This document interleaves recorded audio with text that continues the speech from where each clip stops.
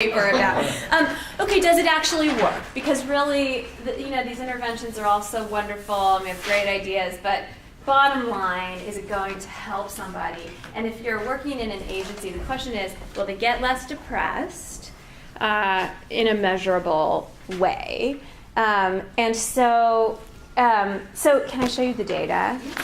It's color-coded by Eddie. It's so beautiful. I get excited about it because I just think it's so wonderful that we actually got money to study it and answer that question to some extent. And now we know a little bit. It's just so exciting. So here's the first study.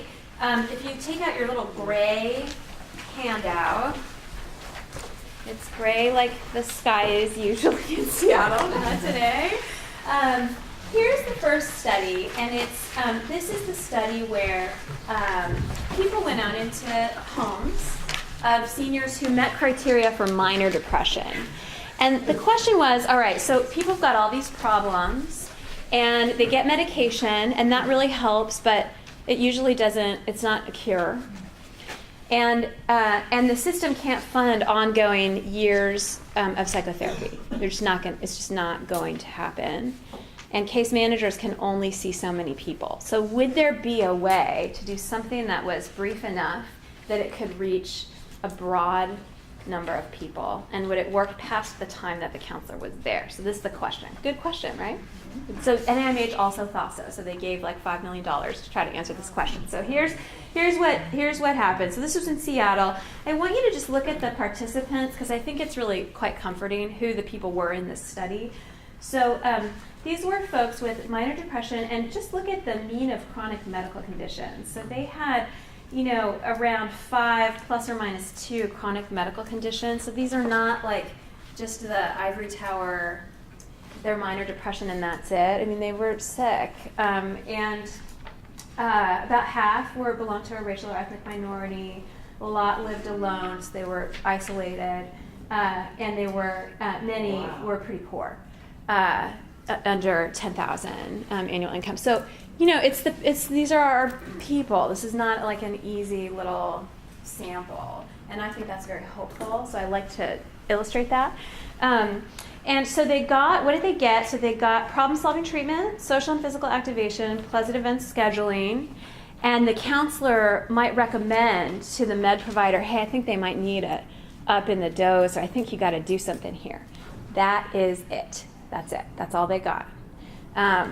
And here's what happened. So they got, about 8 sessions, and not more than that. So not necessarily every week. It could kind of vary a little bit. So you guys, they got a lot better. So here's what happened. About people who got pearls, their depression got cut in half, a little better than that.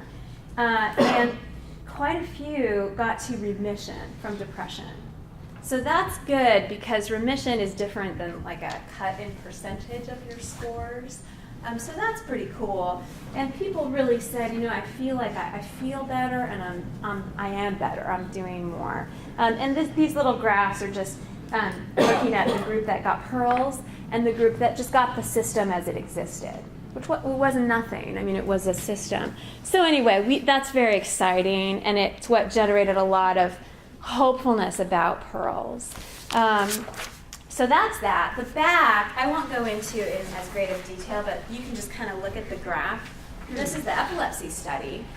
So I think it was who funded this one? This was the CDC. Yeah, the CDC for epilepsy, saying could we reach people who had epilepsy where depression is also very, very significant, and the suicide rate is really high in this population, and so this issue of treating mood and depression, big deal.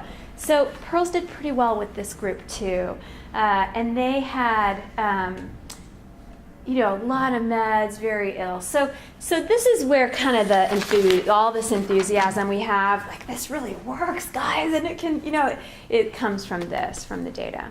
So that's it. I'll limit myself.